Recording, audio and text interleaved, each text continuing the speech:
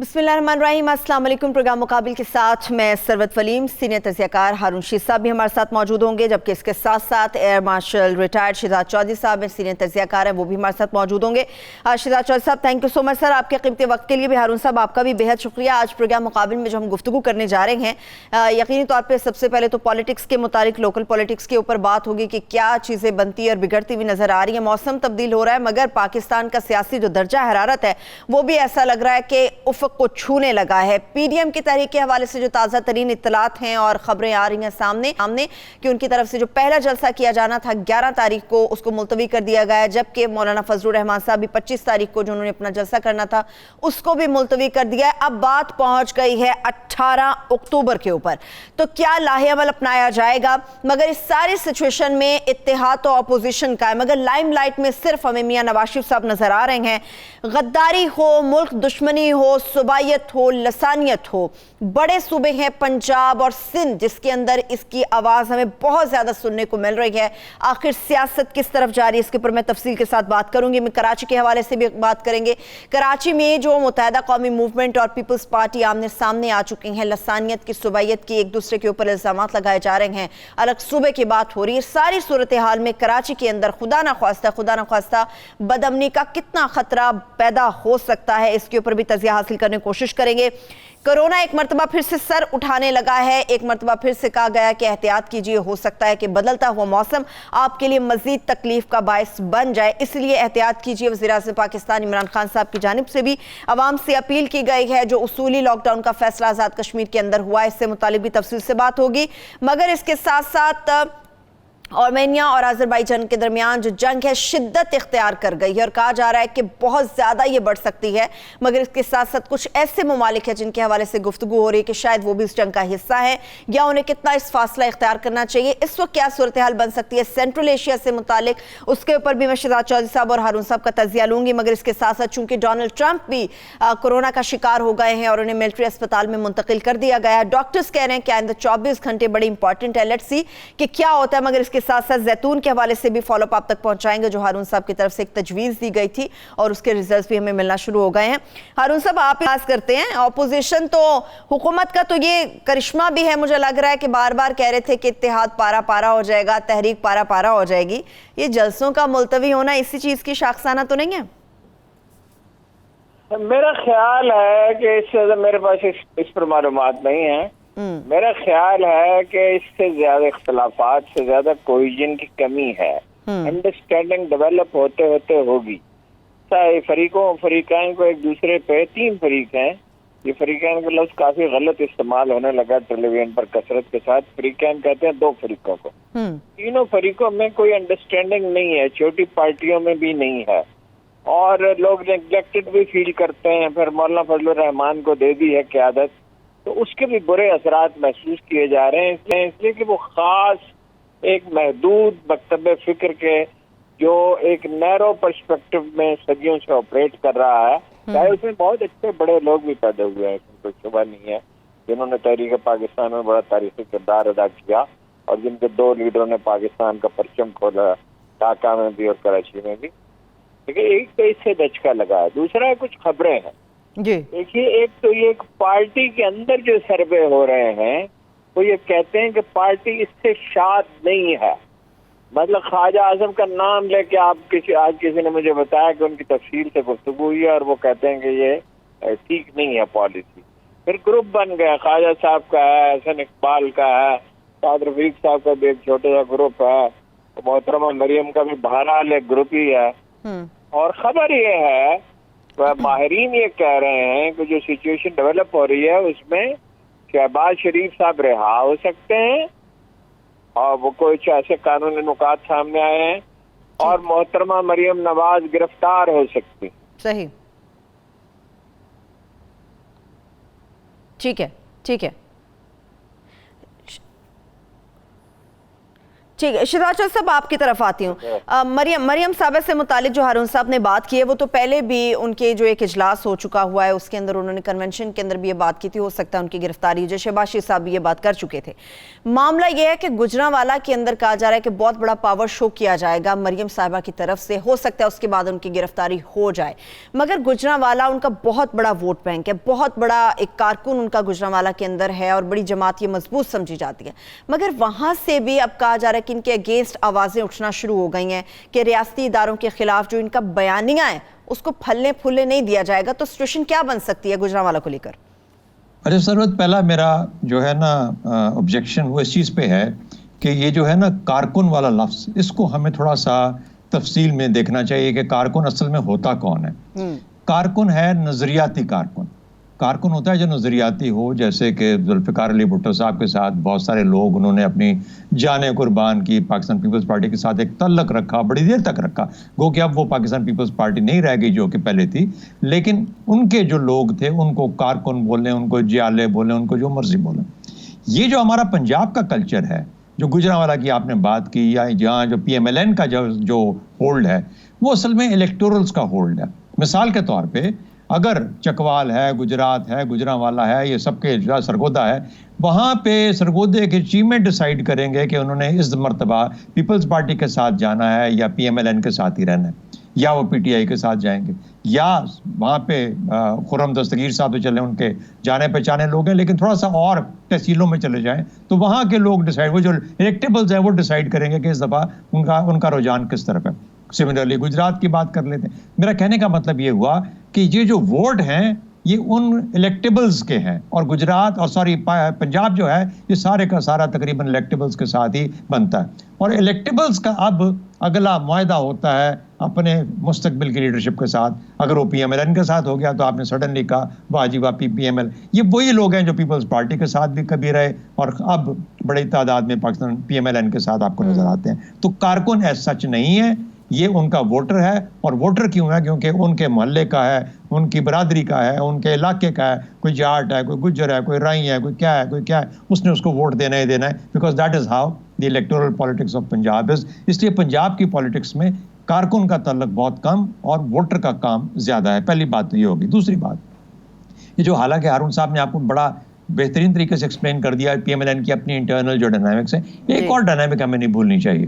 میرا خیال ہے کہ پاکستان پیپلز پارٹی کا جو رول ہے اس اے پی سی کے بعد پی ڈی ایم کے اندر جو ہے, اس کے اندر ابھی تک طے نہیں ہو پایا, وہ ابھی تک کمفرٹیبل نہیں ہے.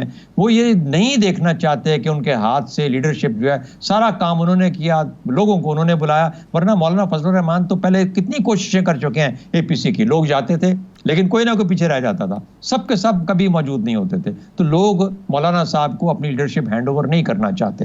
پاکستان پیپلز پارٹی نے محنت کی, لیکن آپ کو نظر آتا ہے کہ پی ایم ایل این نے ان کے بقول ملا لوٹا اور تقدیر دے دی مولانا فضل الرحمان کے ہاتھ میں. تو میرا خیال ہے کہ یہاں پر یہ جو 3-4 بڑے بڑے کھلاڑی ہیں پی ڈی ایم کے اندر, ان کے اندر ابھی کلیئرٹی نہیں ہے. اور دیٹ از وائی میری نظر کے اندر, میں شاید غلط ہو سکتا ہوں, میری نظر کے اندر ابھی یہ جو جلسے ہیں ان کو تھوڑا پینڈ کیا جا رہا ہے. تو ایک اور چیز ہے کہ ان جلسوں کو پینڈ کرنے کا ایک اور بھی مقصد ہو سکتا ہے کہ یہ جو لین دین ہے, یہ جو بات چیت ہے, اس کے اندر کیا کچھ حاصل کیا جا سکتا ہے, کیا اسی کو لیوریج کر کے جتنا کچھ فائدہ لے لیا جائے. تو وہ جس طریقے سے ہارون صاحب کہہ رہے تھے کہ شاید مختلف اس کے گروپس ہیں جو کہ ان کانٹیکٹ ہو سکتے ہیں, شاید شہباز شریف صاحب باہر آ جائیں, کوئی اور اندر چلا جائے وغیرہ وغیرہ.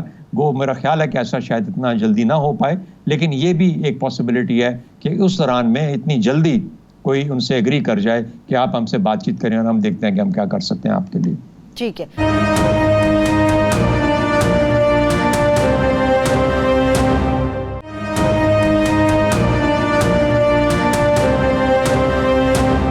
ٹھیک ہے, کچھ ایسی اور بھی اہم چیزیں ہیں جس کے لیے نون لیگ کہا جا رہا ہے کہ اپنے آپ کو مضبوط کر رہی ہے.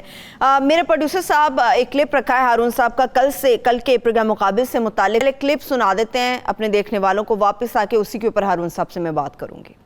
میرے سورسز کہتے ہیں اور یہ ریلائبل ہیں کہ انڈیا کے ملٹری اٹیچی سے نواز شریف صاحب کی ملاقات ہوئی ہے. وہ فرسٹریشن میں پے در پے غلطیاں کر رہے ہیں اور خواہ لندن ہی کیوں نہ ہو پاکستانی ادارے اتنے کمزور نہیں ہیں کہ اس طرح کے اطلاعات کی تصدیق نہ کر سکیں.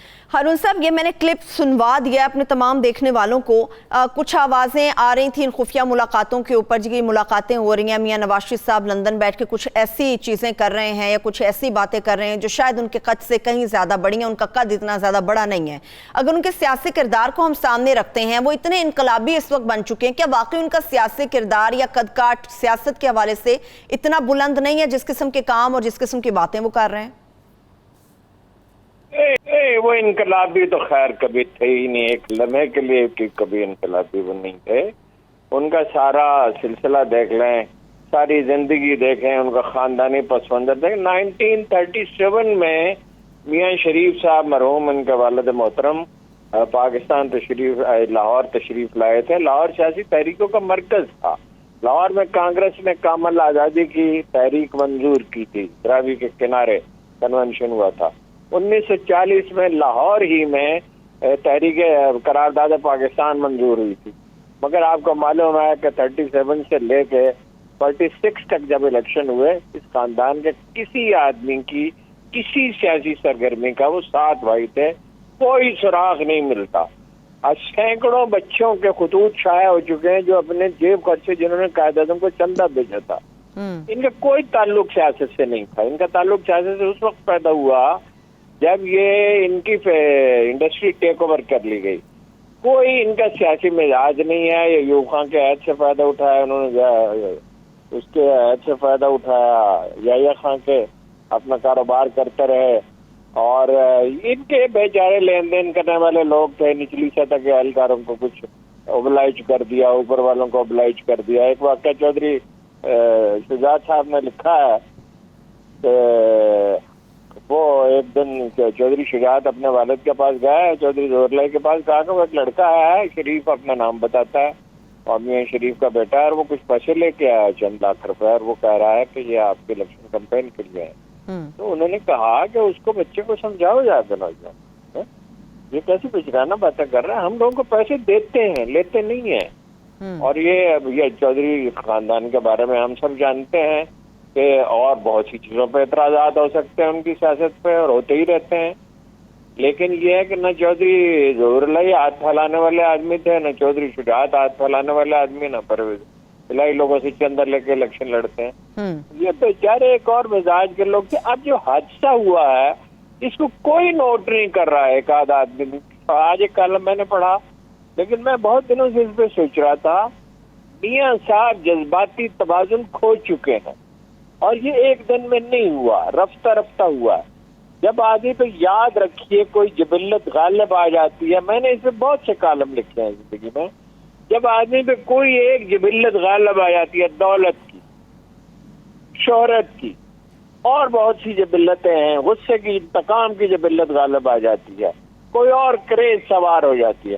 ہمارے ایک مرحوم ادیب تھے, میں ان کا نام نہیں لیتا, انہوں نے ایک انڈین ادبی جریدے کو لکھا کہ میں پیدل واک کر کے پاکستان سے انڈیا میں داخل ہوتا ہوں, آپ مجھ پہ ایک شمارہ شائع کریں اور میری پروجیکشن کریں. یہ خط کسی کو بھی ہو سکتا ہے.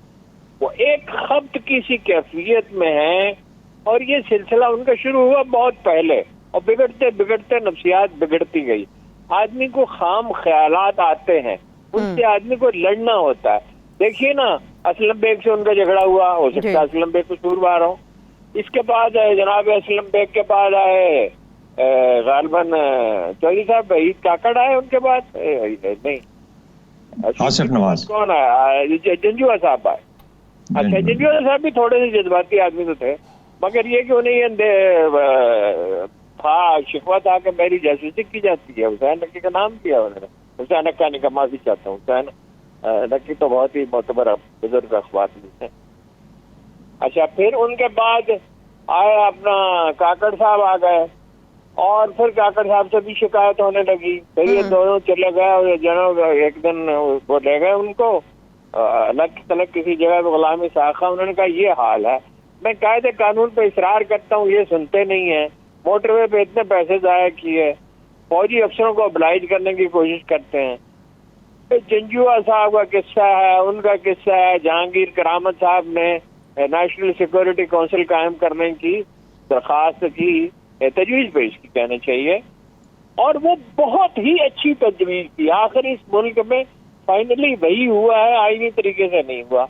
तो भाई एक प्लेटफार्म हो जिसमें हारमनी हो मिलिट्री और सिविल लीडरशिप के दरमियान, क्योंकि ये मुल्क एक खास तरह का मुल्क है, इसको हर वक्त इसके वजूद को खतरा रहता है, सिर्फ इंडिया से नहीं, उधर अफगानिस्तान से ईरान की सरजमीन भी इस्तेमाल होती रही, यहाँ प्रॉक्सी वॉर्स भी होती रही। उन्हें वो शहीद मेहदी कहते हैं, उनकी बरतरफी का खत लिख दिया, बड़ी मुश्किल से मैंने रोका, अगले दिन वो खुद ही आके इस्तीफा दे गए। मेरा ख्याल है उन्हें इल्म हो गया था शरीफ आदमी का। शिराज साहब, जो हारून साहब बात कर रहे हैं, जो खुफिया मुलाकातें चल रही हैं, कल हारून साहब ने भी इस खबर को ब्रेक किया कि मिलिट्री अताशी हैं भारत के, उनसे उनकी मुलाकात हुई। आज शहबाज गिल साहब ने कहा कि उनके बेटे ने भी मुलाकातें की हैं, और मरियम साहबा की भी कुछ मुलाकातें पिछले 15 रोज़ में हुई हैं, उनके पास नाम भी मौजूद है जिन लोगों के साथ उनकी मुलाकातें हुई। तो बदले की आड़ में क्या आप दुश्मन के साथ हाथ मिला लेंगे अपने इक़्तिदार के लिए, अपनी कुर्सी के लिए, अपने बच्चों के इक़्तिदार के लिए? क्या आप अपने दुश्मन से हाथ मिला लेंगे? पूरी पाकिस्तानी अवाम को आप कहाँ पर जाकर खड़ा कर रहे हैं? नवाज शरीफ साहब का दर्द समझिए ना, उनका दर्द क्या है? उनका दर्द ये है कि मैं 3 दफ़ा का वज़ीर आज़म, मुझे सज़ा हो गई, मुझे करप्ट डिक्लेयर कर दिया गया, मुझे सादिक और अमीन नहीं कहा गया सुप्रीम कोर्ट की तरफ से, वगैरह वगैरह, और उसके बाद फिर जेल हो गई, और जेल में मैं जलता भुनता रहा, सड़ता रहा, तो फिर मुझे वहाँ से किसी तरीके से निकाल दिया गया। अच्छा, ये तो उनकी कहानी है। बेशक उनकी उम्र भी काफ़ी है और उनकी बीमारी भी उनके साथ कोई ना कोई लगी हुई है, जो कि आम तौर पे इस उम्र के आदमी, हमसे 3-4 साल बड़े हैं, लेकिन बहरहाल कोई ना कोई चीज़ तो लगी जाती है इस उम्र तक पहुँचते पहुँचते। तो कहने का मतलब ये हुआ कि जब ये सब कुछ हो रहा था, और फिर उनको ये भी पता है कि जब वो पावर में होते हैं तो पावर में किस किस्म की शहनशाहियत का एक अंसर होता है, तो ये तमाम चीज़ें इंसान मिस करता है। फिर वो वहाँ बैठे हैं, लंदन चले गए, पहले तो बीमारी की वजह से, फिर उसके बाद इसलिए अब वहाँ बैठे हैं, और यहाँ पे सारे का सारा सियासत यहाँ खेली जा रही है। छोटे भाई भी इधर हैं, बेटी उनकी यहाँ पे थी, वो आ नहीं पा रही थी, यानी वो जो अंडरस्टैंडिंग उनके नज़दीक किसी के साथ हुई थी, उसके कुछ हिस्से शायद वो तय नहीं पाए जा रहे थे, और ये कहा गया था कि बड़ी जल्दी इंशाल्लाह आप फिर से अपनी जगह के ऊपर पहुंच जाए। शायद कहा गया हो, मुझे नहीं पता, लेकिन उनकी नज़र लगता यूँ है। एक और तो इस वजह से एक रिएक्शन है, और एक वो नजर आता है आपको कि वो बिल्कुल सब्र करने के मूड में नहीं है। 5 साल उनसे गुजार रहा, बहुत मुश्किल हो जाएगा, और गलती करिए बैठे कि यहाँ जेल में होते तो सारी पार्टी उनको हर जुम्मे को या जुमेरात को मिलने जाती। अब वहाँ बैठे हैं तो वहाँ पे वो 2 बेटे हैं उनके, और बाकी घर के चंद और ख़ानदान, तो मिलने कोई नहीं आ रहा वहाँ पे। दूसरी बात, उनका ख्याल है कि अगर मैं इस फौज को, जो कि इमरान खान के पीछे जैसा उनके मुताबिक खड़ी है, और उस वो लेके आए, इस फौज को अगर तंग करना है तो ये बताओ कि मैं तुम्हारे राज भी खोलूंगा, और मैं इंडिया के साथ भी मुकालमे में हूं, ताकि मैं कुछ राज तुम्हारे उनको भी बता दूंगा।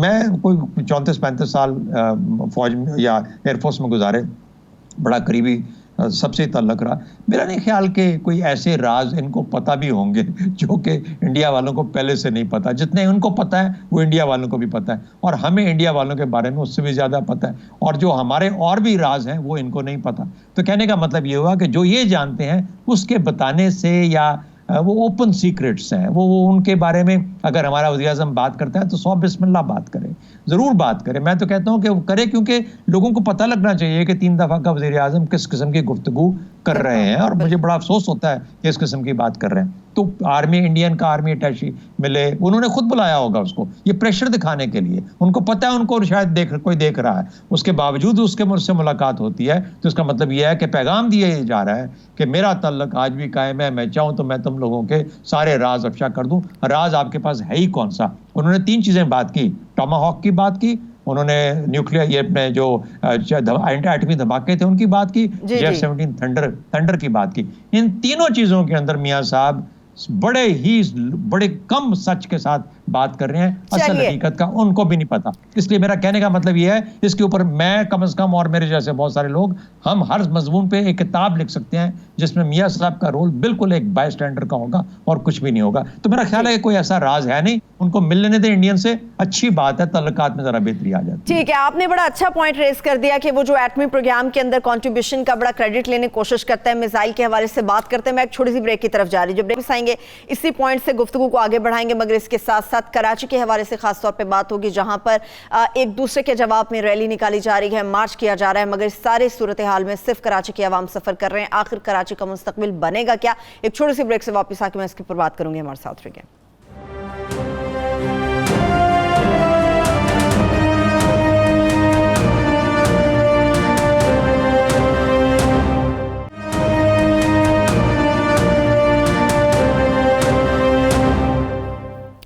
ब्रेक के बाद एक बार फिर से प्रोग्राम में हम आपको खुशामदीद कहेंगे। ब्रेक से पहले हारून साहब, शहजाद चौधरी साहब ने बड़ा अहम नुक्ता उठाया था एटमी प्रोग्राम के हवाले से, मिसाइल के हवाले से, और नून लीग पूरी ये क्रेडिट लेती है, इंक्लूडिंग नवाज शरीफ, के हमने मुल्क के लिए बड़ा काम किया, बड़ा कंट्रीब्यूट किया, हम पे गद्दारी के इल्ज़ामात लगाए जाते हैं, हम कहाँ से गद्दार हैं।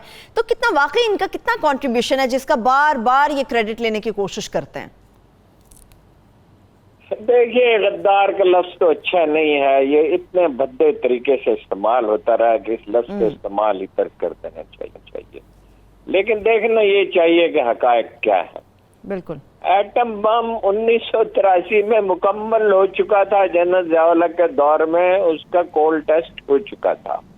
रह गए मिसाइल। मैं बहुत तफसील में इसलिए नहीं जा सकता कि मुल्क के दफाई मामलात के बारे में बहुत सी चीजें ऐसी होती हैं जो दुनिया को मालूम भी हो, उनका ज्यादा जिक्र नहीं करना चाहिए। देखिए, शाहीन मिसाइल बन चुका था, मगर ये मिलिट्री लीडरशिप ये समझती है, गौरी मिसाइल बन चुका था, मगर मिलिट्री लीडरशिप ये समझती थी कि बेहतर मिसाइल और भी बनने चाहिए। मुसलसल ये चौधरी साहब मुझसे बेहतर समझते हैं, ये एक मुसलसल अमल होता है असले को बेहतर बनाने का।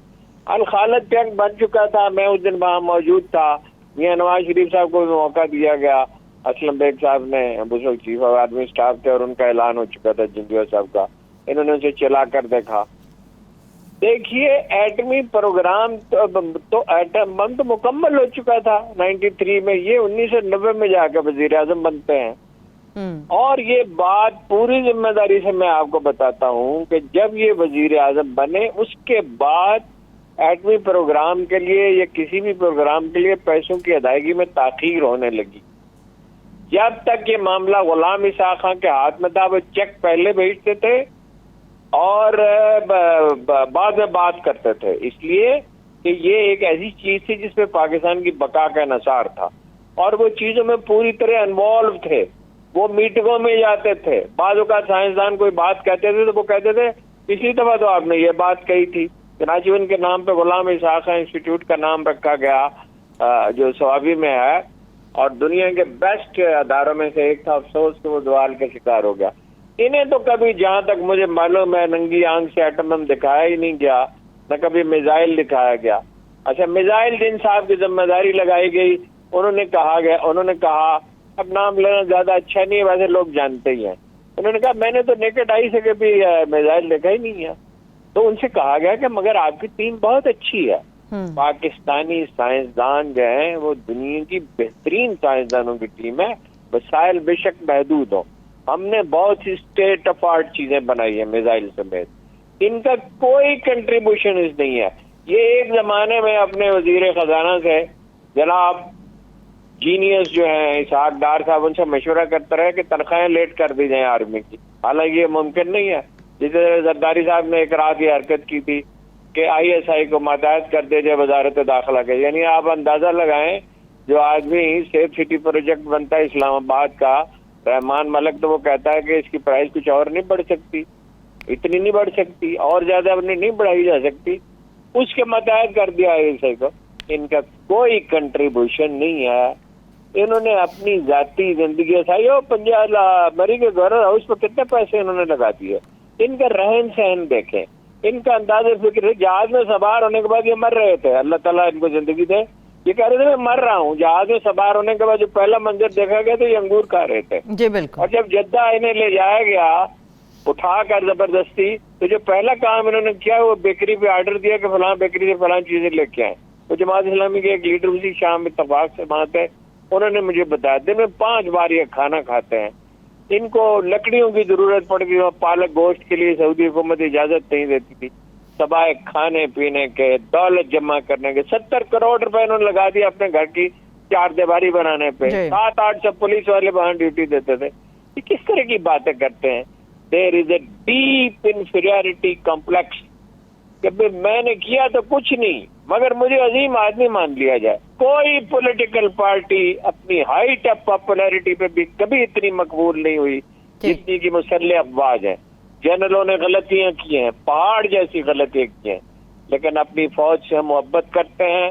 ہمارے لیے وہ جان ہتھیلی پر رکھ کر ساچن جاتے ہیں, وزیرستان جاتے ہیں, کراچی کو امن انہوں نے دیا, بلوچستان کو انہوں نے بچایا. یہ پتہ نہیں کس مغالطے میں ہے. فوج غلط کام کرے گی تو ہم اس پہ تنقید کریں گے اور سخت تنقید بھی کریں گے جتنی ضرورت پڑے گی. تو ہمارے بھائی ہیں, وہ کوئی ہمارے آقا نہیں ہے, مقدس گائے نہیں ہے. مگر یہ کیا سمجھتے ہیں کہ فوج کی تذلیل کر سکتے ہیں؟ اس ملک کو آئین نے نہیں جوڑ رکھا ہے, اس ملک کو فوج نے جوڑ رکھا. چلیے شہزاد چودھری صاحب سے ملے لیتے ہیں. ہارون صاحب اس کے اوپر کامنٹ ہی نہیں ہے. ٹھیک, شہزاد چودھری صاحب آپ اس پہ سر کامنٹ کریں گے, پھر ہم نیکسٹ کراچی کی اسٹوری کی طرف موو کریں گے.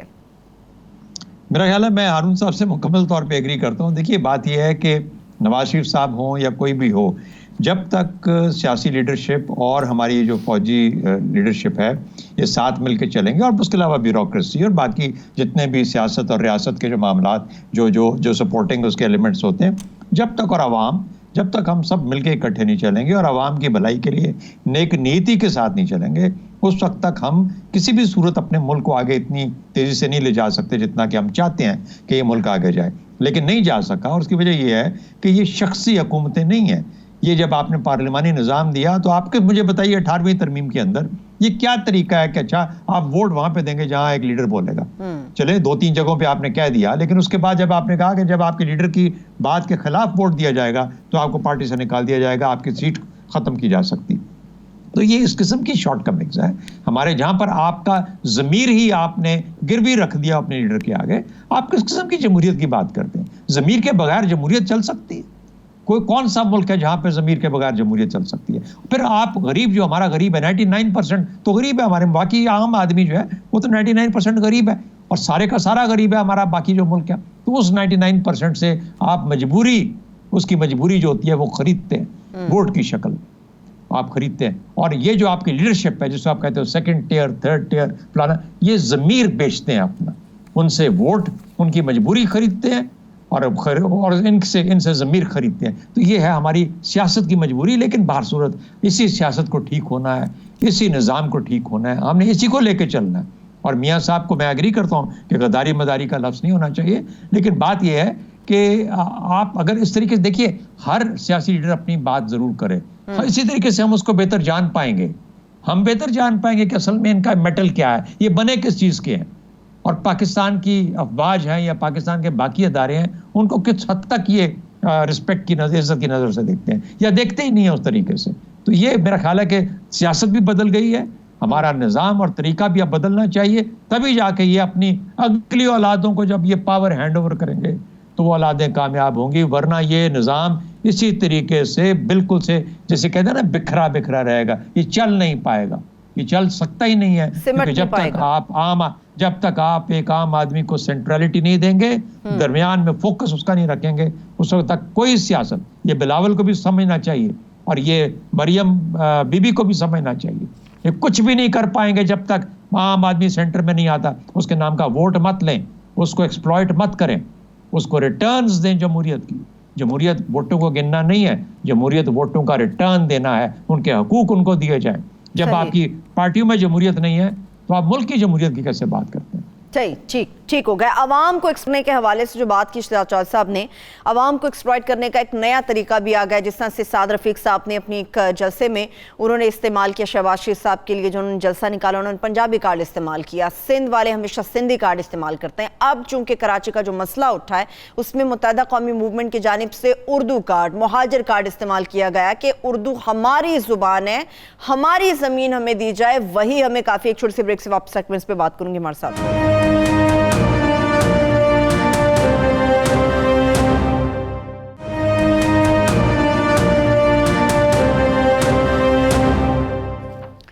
Welcome back. ہارون صاحب, کراچی سے متعلق بات کو آگے بڑھائیں گے.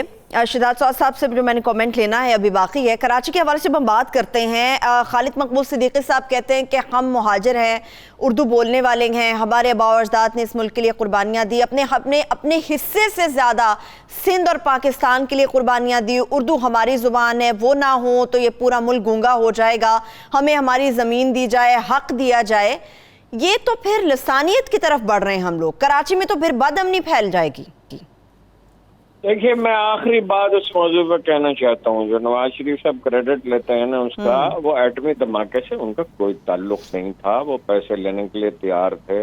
امریکی صدر نے جب انہوں نے آفر کی تھی, مجید نظامی صاحب نے ان سے کہا تھا کہ اگر آپ نے دھماکہ نہ کیا, باقی لوگ ان کے ساتھ تھے جب مجید نظامی یہ کہہ رہے تھے, تو ایک اختلافی آواز نہیں اٹھی تھی. اگر آپ نے دھماکہ نہ کیا تو ہم آپ کا دھماکہ کر دیں گے.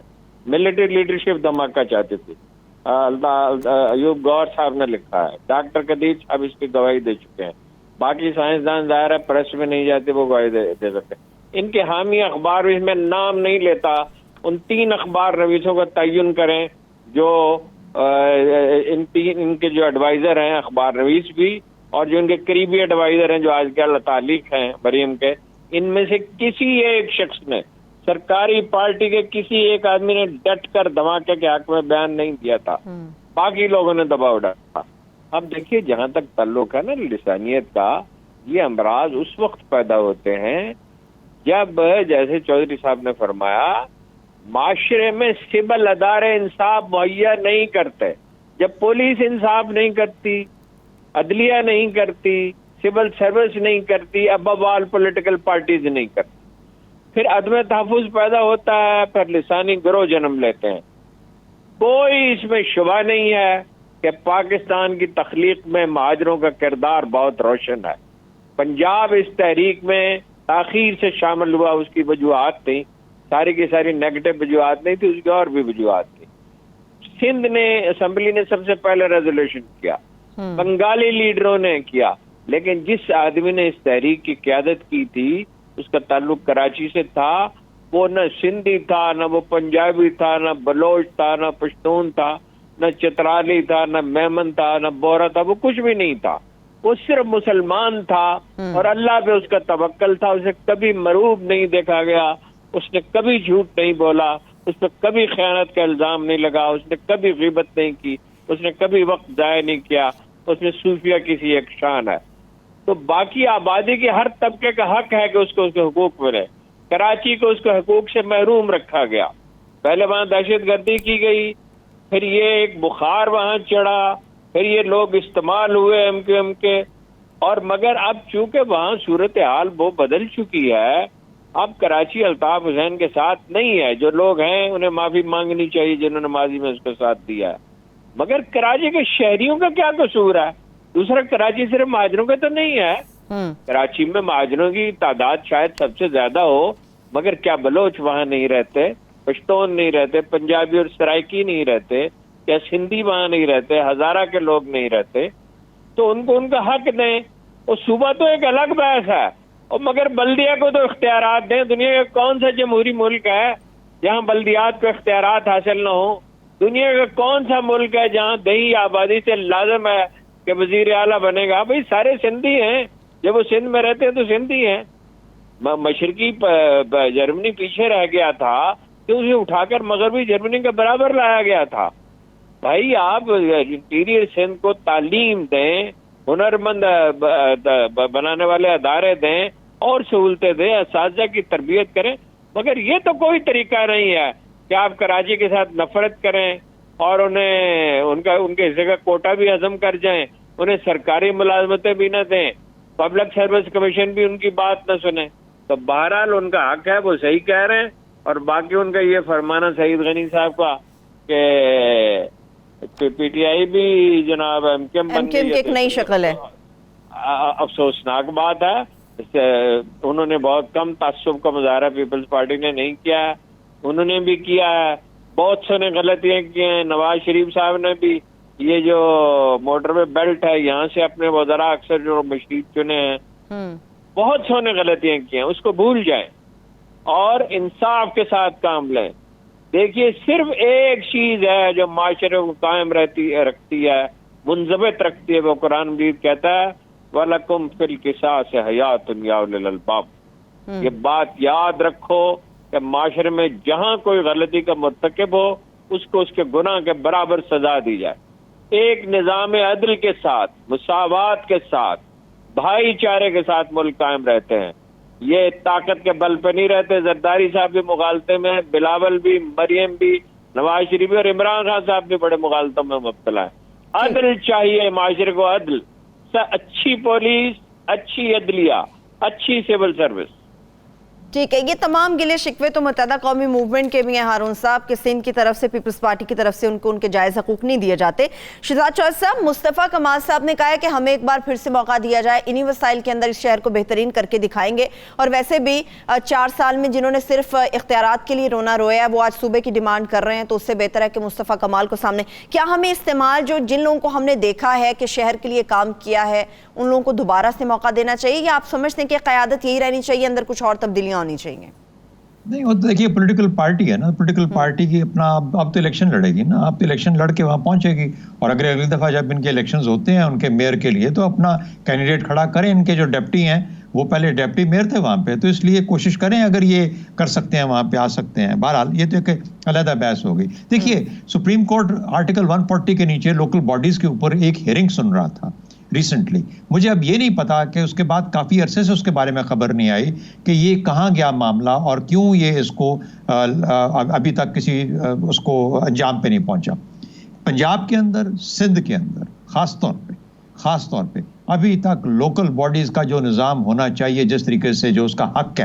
دیکھیے صوبے کی آواز کب اٹھتی ہے؟ صوبے کی آواز اس وقت اٹھتی ہے جب لوگوں کو حقوق نہیں ملتے، پھر لسانیت آتی ہے، پھر علاقائی تعصب آتا ہے، پھر صوبائی تعصب آتا ہے، پھر یہ چیزیں ہیں جو کہ آپ کو اور بکھیرتی ہیں، ایک قوم کو پھر بکھیرنا شروع کر دیتی ہیں. جب آپ اس کا علاج کیا؟ بڑا سمپل علاج ہے، امپاورمنٹ. امپاورمنٹ کا مطلب کیا ہے؟ Delegation of authority, delegation of empowerment. آپ پیسہ نیچے کریں، آپ اس کو فیصلہ سازی کی قوت. یہ اصل میں سینٹر سے تو لے گئے صوبوں کے ہیڈ کوارٹروں کے اندر یہ ساری کی ساری. انہوں نے کہا کہ میں نے اپنی طاقت پریزیڈنٹ ہاؤس سے دے دی ہے پارلیمنٹ کو. پارلیمنٹ نے کہا 18ویں ترمیم کے بعد میں نے صوبوں کو دے دیا. بہت بڑا کام کیا. صوبوں نے آگے سے وہ اس کو پکڑ کے رکھ لیا اور وہ نیچے جانا چاہیے. تو کراچی ہو، حیدرآباد ہو یا کوئی اور شہر ہو، مسئلہ صرف ایک ہے، جب تک آپ اس کو لوکل باڈیز کے امپاورمنٹ نہیں کریں گے، صحیح نظام نہیں رکھیں گے، اس نظام کے ساتھ اس کو پھر پیسہ خرچ کرنے کی اور فیصلہ سازی کی طاقت نہیں دیں گے، پراپر اس کے کنٹرولز کے ساتھ، اس وقت تک یہ معاملہ ایسے ہی کوئی نہ کوئی آواز اٹھتی رہے گی. تو میرا خیال ہے کہ اس کا حل کوئی اور ہے. ہمیں صوبے کی طرف نہیں جانا چاہیے، لیکن لوکل باڈیز کو ضرور سامنے لے کر آنا چاہیے. ہارون صاحب میرے پاس آخری 3 منٹ ہوں گے.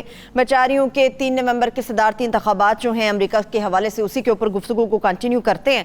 ڈونلڈ ٹرمپ صاحب تو اب ملٹری اسپتال میں منتقل ہو چکے ہیں، 24 گھنٹے کہا جا رہا ہے اہم ہے.